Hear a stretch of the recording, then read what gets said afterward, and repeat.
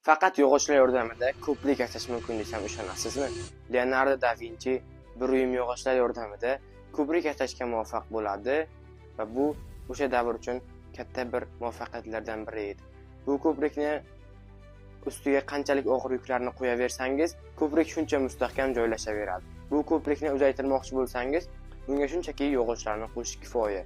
Bu ko'prikning muhim bir jihatlaridan biri shuki, ko'prikning bir tayog'ini olsangiz, butun boshli ko'prik qulab ketadi. Bunda askarlar jangda dushmanlardan qochish maqsadida foydalangan. Suvning narigi tomoniga o'tib olgan askarlar osongina ko'prikni buzib tashlashadi va dushmanlar ulardan qolib ketadi.